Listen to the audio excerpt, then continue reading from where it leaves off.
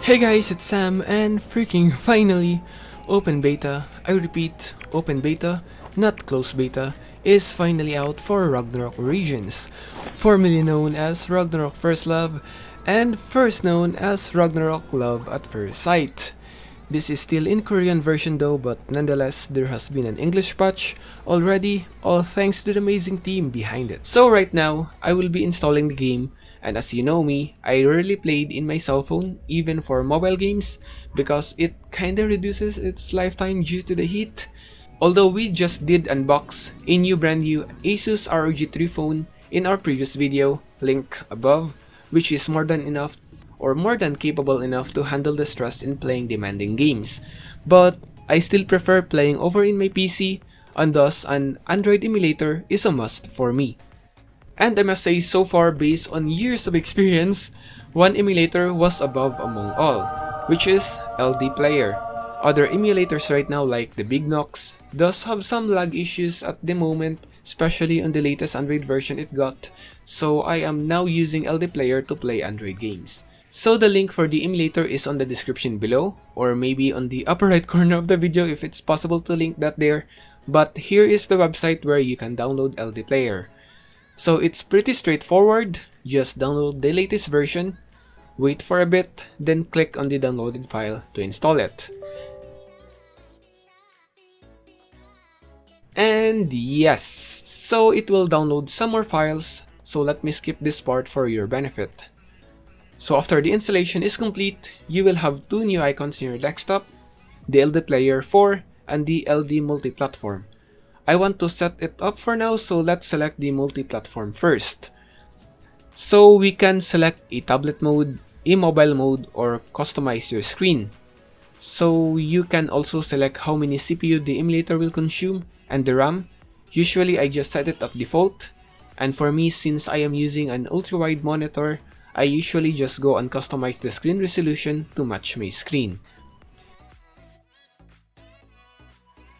Next, we can set the model to use, but most importantly the FPS, which is capable up to 120Hz, so no brainer, let's choose that one up. And well, the model changed to Asus phone, which I think is the model for Asus ROG phone.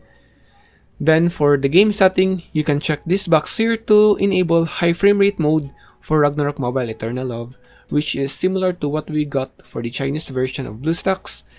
And well, I think that's all for now, so let's save that one up. Now let's open LDPlayer instance in order for us to finally play the game.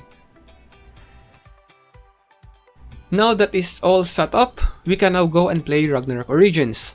But before that, Ragnarok Origins is still again in open beta in different language, and so if you're a long-term player and just want to wait for the official global release of the game, why not just go back and play Ragnarok Mobile Eternal Love for now. Yeah, I know you have most likely played the game like me before and got tired of all the grind that we have done. But if you haven't really visited the game lately, and you will be surprised of all the new things in the game that you haven't seen since the original RO in PC. This would include Thanatos Tower, Niflheim, the town of Luyang, and much more. You can even rotate now freely your screen, though the controls for it is a little awkward at best. There are also other things such as the release of the 4th job classes. Yes, 4th job classes are actually real, something that was also just announced in both Eternal Love and original PC RO. There has been some huge differences here between the two, especially of the naming of the classes, such as the Imperial Guard versus Divine Avenger for the Royal Guards, and Dragon Knight versus Rune Master for the Rune Knights, etc, etc. This new class advancement makes you feel a lot more stronger with amazing visuals to complement your newfound power. Want to play as Iron Man? Well, just upgrade from a blacksmith to a whitesmith and get your Iron Man suit for the 4th job. And of course, Ninja is the next new thing, maybe to be released with Amatsu and Kunlun, similar to what we had before. There is also a lot of freebies for returning adventurers, which will help you get started in the world. Well, will it make you catch up immediately to all other players? Definitely not, but it is more than enough to make your character stronger and lets you able to enjoy the new contents of the game without the heavy grind that was usually needed before. Ragnarok Eternal Love is out in Play Store and App Store worldwide and is celebrating its 2nd anniversary this year for the global release. And of course, you can download it in Android emulators such as what we are using right now. It is still a great game and something you can play to pass some time while waiting for the next Ragnarok game to be online. So going back, let's now try to download Ragnarok Origins. You can actually download it immediately in App Store, but it's quite a hassle to create a Korean Google account, and so let's just use TapTap app. Link is again below. Just download the app, install the APK, and open it. Here you can now download Ragnarok Origins without the need of VPN. But sadly, in order to patch the game, a VPN is still required. There are lots of VPNs out there that will let you connect to Korea, but what I used is the Hola VPN, which was recommended by some members of the Facebook group for Ragnarok Origins. I have linked his YT video below, which I will show you later how to use. Anyway, I just installed the game for now and it's time to open it. And as you can see, it requires us to patch the game, which we cannot do. So let's install the VPN for now. The link is on the description below. Download the file and extract it somewhere in your PC, then install it as usual. Click it and it will show you the list of apps that you have.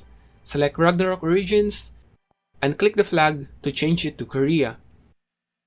And if you're confused which Korea to choose, remember there is only one Korea, the land of our supreme leader. But sadly, internet access is blocked on that place, so let's select South Korea for now and start. So this will open the game connected to the Korean server. It is quite big and depending on your connection, it may take quite some time to complete. And so finally, once you have completed the patch, you will now be brought to the original opening of the game. Let's rewatch it and enjoy it for now.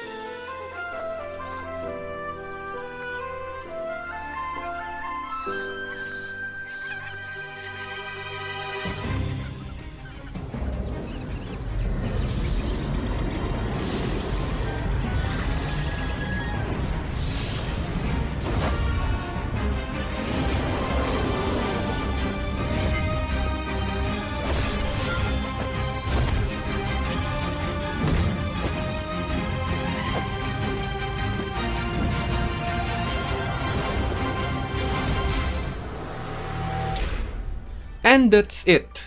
Ragnarok Origins, Beyond Ragnarok. That's quite a long name for a game. Just click OK, then you can sign up using your FB account or Google account. Anything actually will do.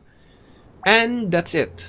You can now play the game as is, but again, the interface is still in Korean version, so unless you are an oppa or no Korea, let's try to download the English patch for now. Close the game for now, if you will, then the English patch can be downloaded again on the link below. You can visit the developers Discord site as well to keep updated on the English patch and maybe support the developers. But for now, let's download it, and this is actually in APK, so we can open it again in our phone or emulator. We can actually select other languages, but have not really tried it yet, so let's stick to English for now.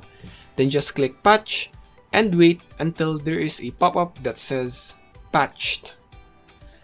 And there you go. Let's open back the game.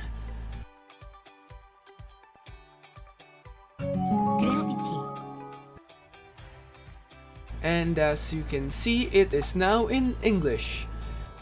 So I guess that's it for now. All we need to do now is to create our character.